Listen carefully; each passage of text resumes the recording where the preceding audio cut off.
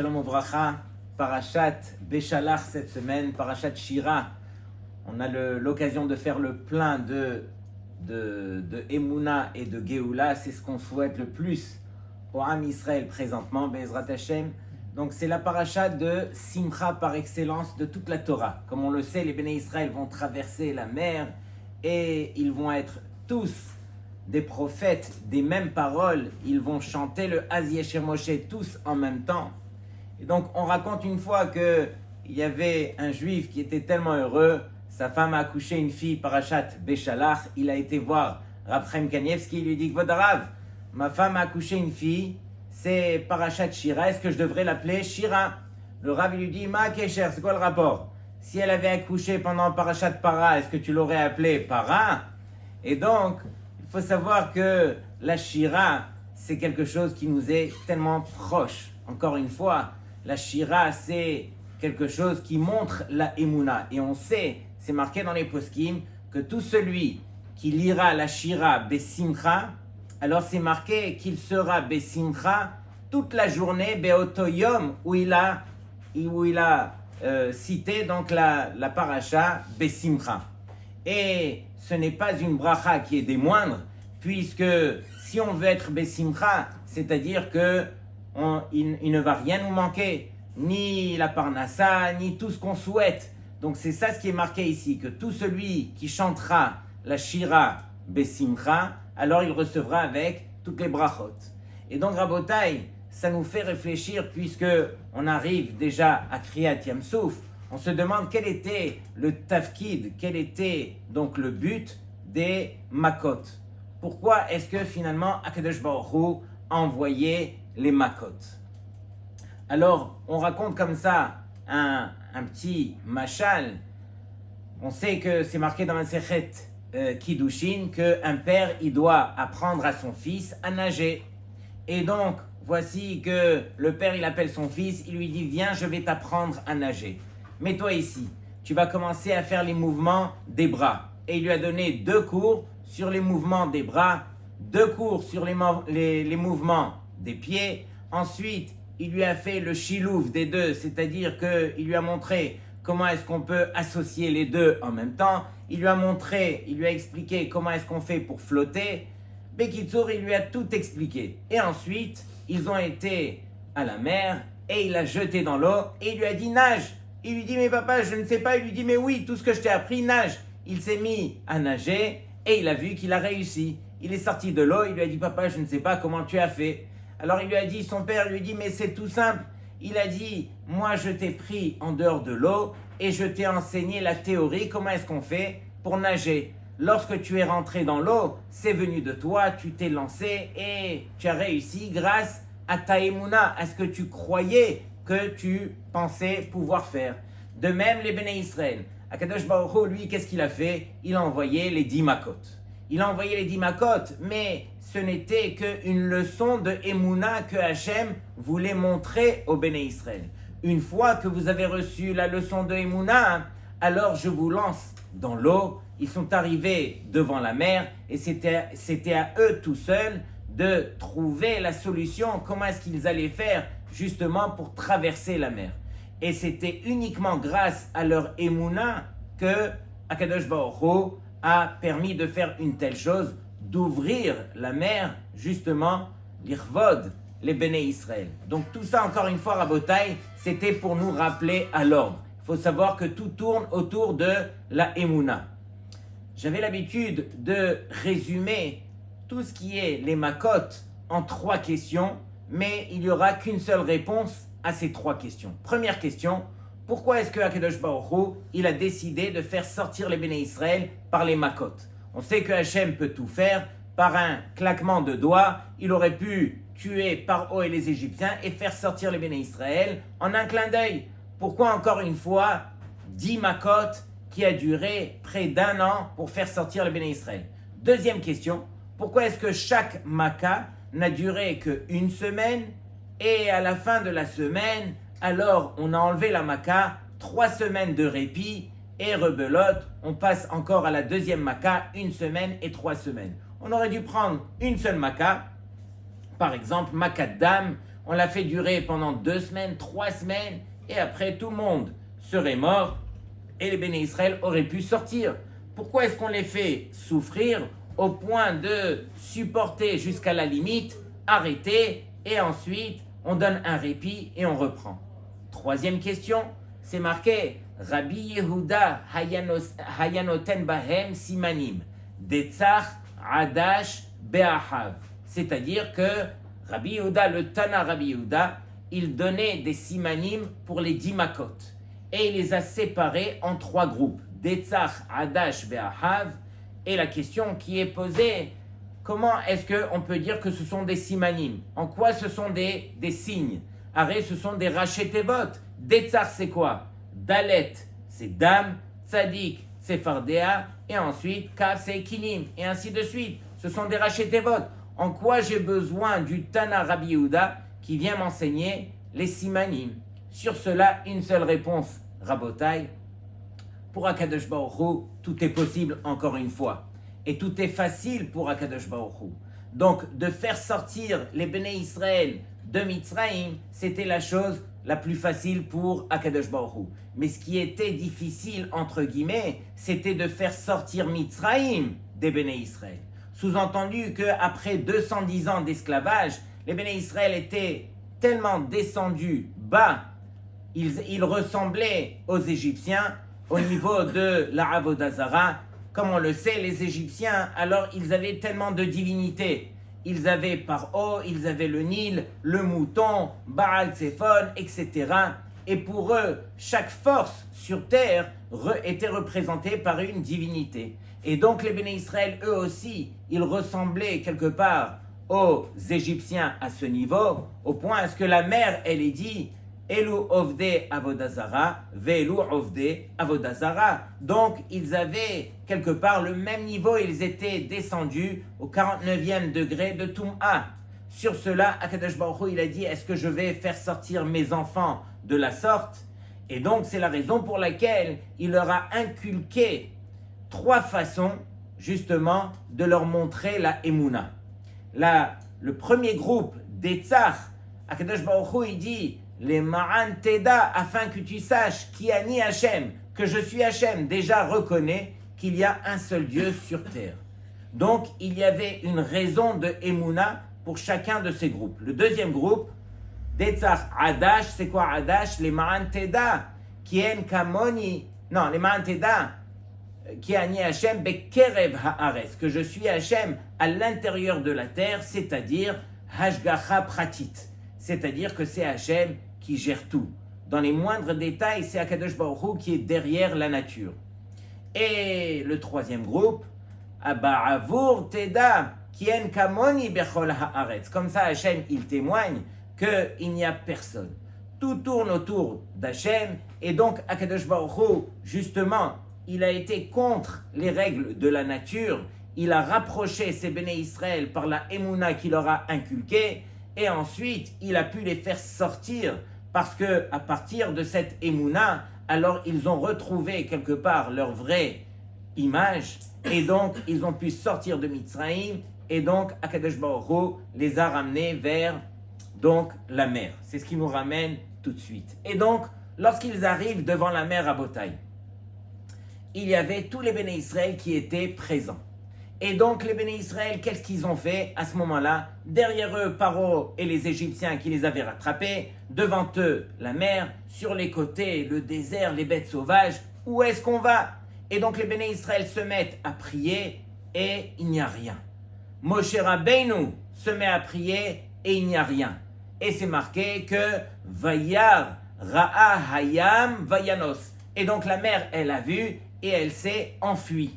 Et sur cela, le Midrash te dire que Nas mi pene anas, c'est-à-dire que la mer, elle s'est enfuie devant celui qui s'est enfui, qui est nul autre que Yosef. Quand elle a vu Arono chez Yosef, quand elle a vu le tombeau le cercueil de Yosef, c'est là que la mer, elle s'est enfuie. Et on pose la question, pourquoi est-ce qu'elle va plus s'enfuir pour Yosef que pour Moshe Rabbeinu, que pour tous les tzadikim qui se trouvaient à ce moment-là? Et donc, c'est marqué comme ça, que Yosef hu asher shavar et yitzro, c'est Yosef qui lui a brisé son yetzer Ve'asa me'al tiv'o keshebarach me'eshet Potifar.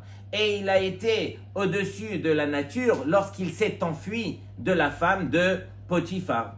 Et donc sur cela, le Midrash il nous dit, pour nous enseigner, Ki keshe Adam omed benisionot, lorsque l'homme il arrive à surmonter les épreuves, keneged tiv'o ha'ishi, lorsque il a été au-dessus de sa nature personnelle, Gam Hashem marzirlo bidvarim me'al teva. Et donc Hashem il sera prêt lui aussi à faire des choses au-dessus de la nature pour celui qui a été au-dessus de la nature de ses midot, de sa nature.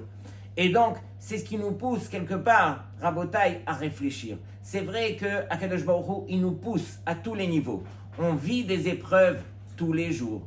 Et Hachem, lui, qu'est-ce qu'il attend? Il attend de voir combien est-ce que tu seras prêt à te dépasser au niveau de ta nature, au niveau de ta émouna. On raconte une belle histoire qui s'est passée il n'y a pas longtemps entre deux amies très proches, une qui n'était toujours pas mariée à l'âge de 32 ans, et voici que sa copine lui dit « Ne t'en fais pas, demain, c'est Zot Hanouka, le 8e jour de Hanouka, on va aller faire Kivret Tzadikim, et on va prier, on va demander à Hachem. » Et donc elles ont pris toute la journée, elles ont été sur la tombe de Rabbi Shimon Bar Yochai, elles ont été sur d'autres tombes, et en fin de journée, elles avaient faim bien sûr, elles ont été dans un restaurant, un petit falafel, elles se sont assises, elles ont discuté et tout, et pendant qu'elles discutaient, alors elles ont entendu qu'il y avait apparemment le gérant du magasin qui était en train de hurler sur quelqu'un. Elles se retournent et elles comprennent très vite que c'était le serveur qui les avait servis, alors il se faisait crier. Mais il recevait des insultes et il a été rabaissé d'une manière telle que même elles, à peine à l'écoute, elles en avaient tellement honte. Mais elles ont remarqué que ce serveur n'a rien dit. Ah, il n'a rien dit. La copine s'est levée de sa place une fois que l'histoire s'était calmée. Elle a couru vers le serveur et lui dit « S'il vous plaît, faites-moi une bracha ». Et lui qui venait de recevoir la douche, quelle bracha? Lui, il voulait juste s'enfuir de cet endroit. Il s'est même mis en colère, quoi. Il lui dit « Mais qu'est-ce que tu me demandes, toi ?» Et elle a insisté, jusqu'au point de lui dire « Regarde, je ne vais plus t'embêter, tu vas juste répéter ces mots derrière moi et je m'arrête là. » Et elle lui dit comme ça « Myriam bat Gila ora, tor chodesh kala. » Elle lui dit le nom de sa copine, pour qui elles avaient prié toute la journée, et à l'intérieur de 1 mois, qu'elle devienne kala. Et donc, il a répété les mots, et lui, il voulait partir. Elle a retenu, excusez-moi encore, un nom. Et elle lui dit, Yaakov ben Iti, Sheyetse me'amachala. C'était le nom de son propre père, qui était gravement malade, et il répète le nom, et là, vraiment, il s'en va. Il s'en va, et elles étaient en train de parler, tout ça, et elles avaient rarement vu une épreuve pareille d'un homme qui s'était dépassé au niveau de la nature de ses midotes, pour ne rien dire, avec un affront pareil, en plus un homme. Et donc, l'histoire continue, elles sont rentrées chez elles, bien sûr, et regardez combien Kadosh Baruch Hu, il fait bien les choses. Exactement 30 jours après cette histoire, donc sa copine s'est fiancée, c'est-à-dire que quand elles sont rentrées, le lendemain on lui a proposé un shidour, elle a commencé le shidour, et exactement 1 mois après, elle a fermé le shidour, elle a officialisé, et tout s'est bien passé.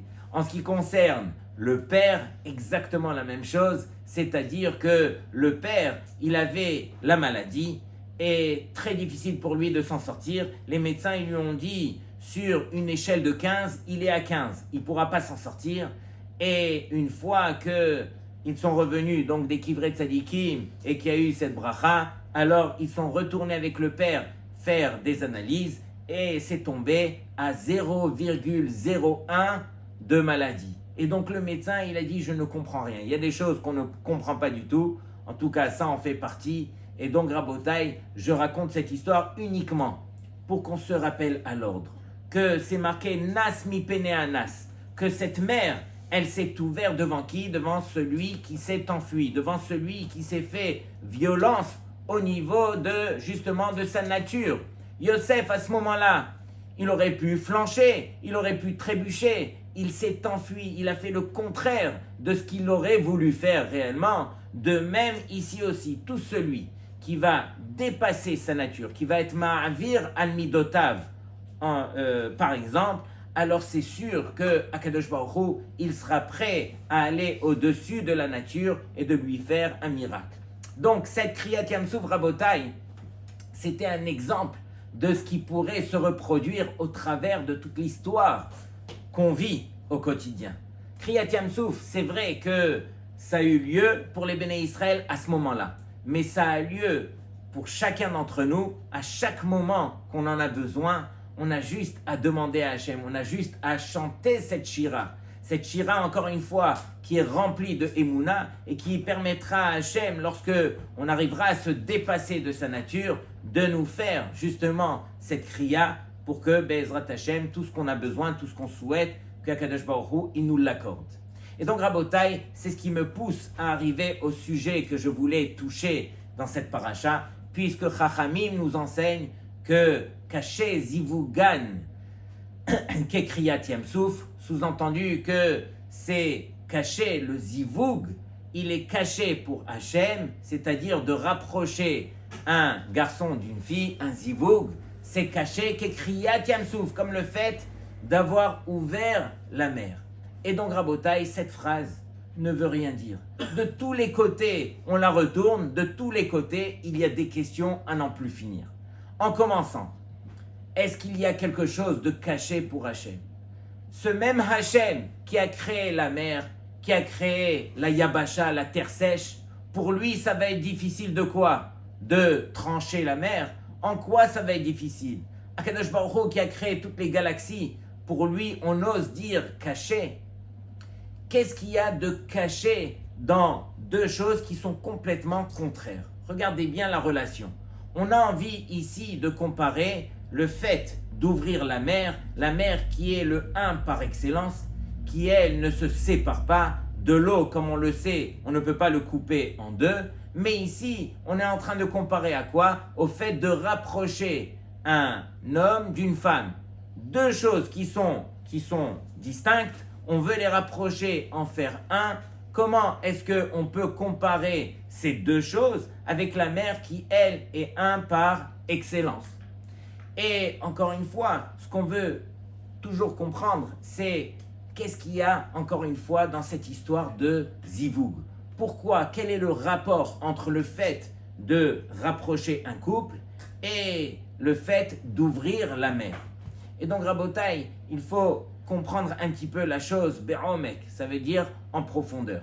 Lorsque les Béné Israël sont arrivés devant la mer, qu'est-ce qui s'est passé à ce moment-là?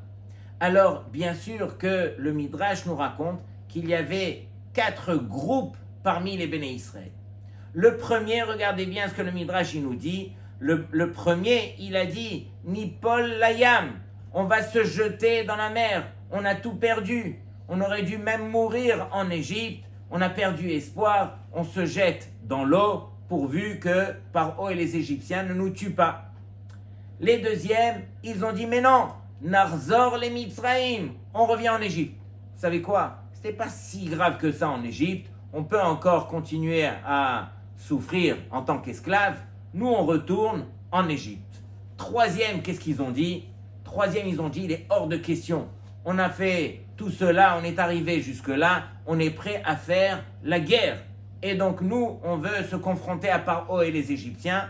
Les quatrièmes, qu'est-ce qu'ils ont dit? Non, on va crier vers Hachem, on va prier à Hachem, et c'est uniquement de la sorte que Hachem va nous délivrer. Mais Rabotai, nous on connaît la suite. Mais le Midrash vient nous montrer en toutes lettres que personne parmi les Béné Israël avait considéré rentrer dans l'eau et que Hachem finalement il allait ouvrir la mer. Tout le monde avait considéré un scénario qui lui était propre. Tout le monde se voyait dans sa propre vérité. Pendant que Hachem, qu'est-ce qu'il voulait? Hachem, il voulait justement que les Béné Israël lui fassent confiance. Et comment est-ce qu'on fait confiance à Hachem? on avance. Lorsqu'on ne comprend pas la chose, lorsque pour nous la chose, elle est complètement noire, c'est là qu'on se doit de se dire, alors Hachem est là, et Hachem, il va me montrer un petit peu le chemin que je dois prendre. À la limite, ça ressemble à quoi? Le Midrash Tanchuma, il nous dit que les Béné Israël, ils étaient pris quelque part en sandwich.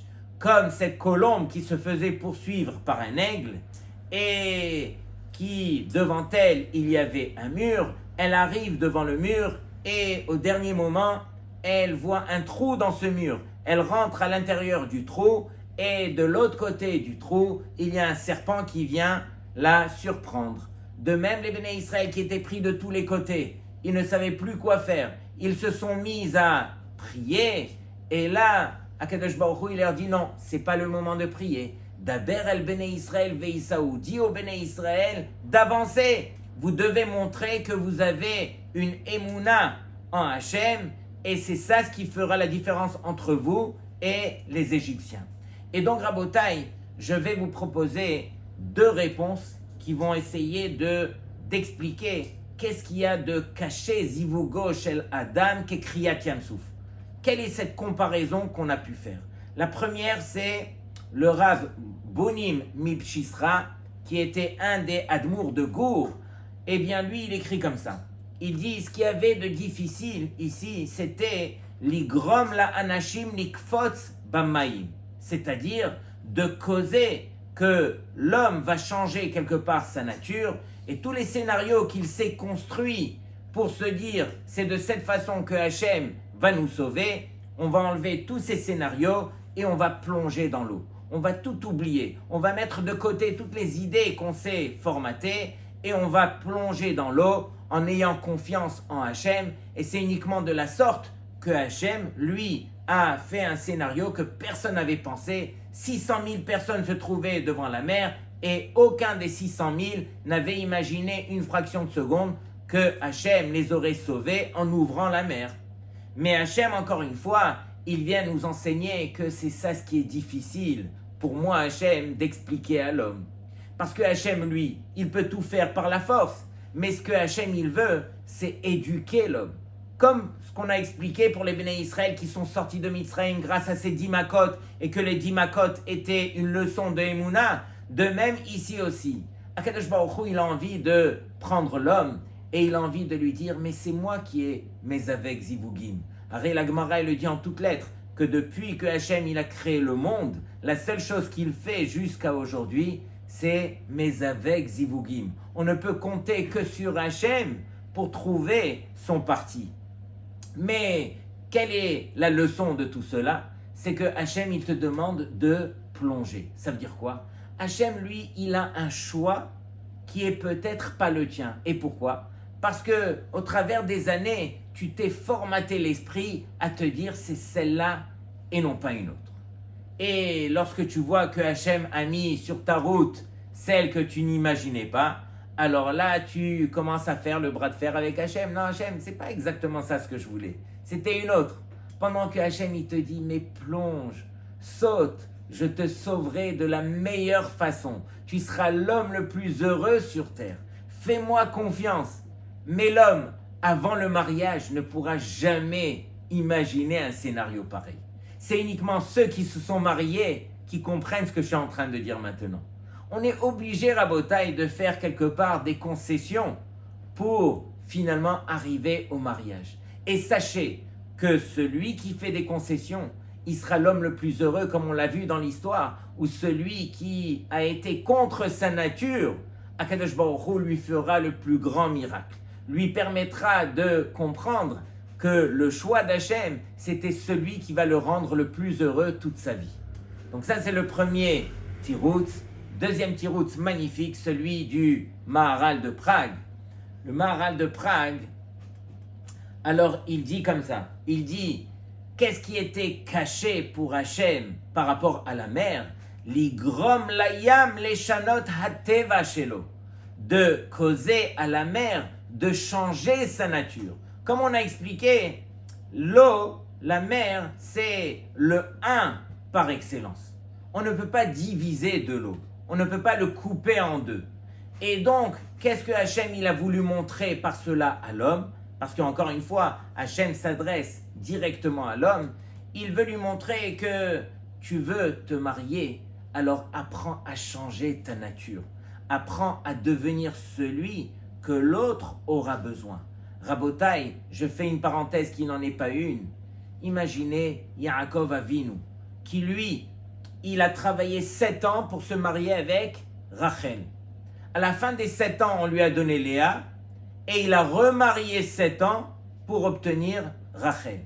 Et la Torah témoigne que ces 7 années lui ont paru Keyamim Ahadim Be'ahavato Ota, comme quelques jours tellement qu'il l'aimait. Mais Rabotai, on lui a retiré sa femme. Il a dû travailler encore 7 ans pour sa femme. Ok? Comment est-ce qu'on peut dire que ces 7 années lui ont paru comme quelques jours? Si ce n'est que Yaakov Avinu, il savait que la clé du mariage, c'était quoi? C'était changer sa nature.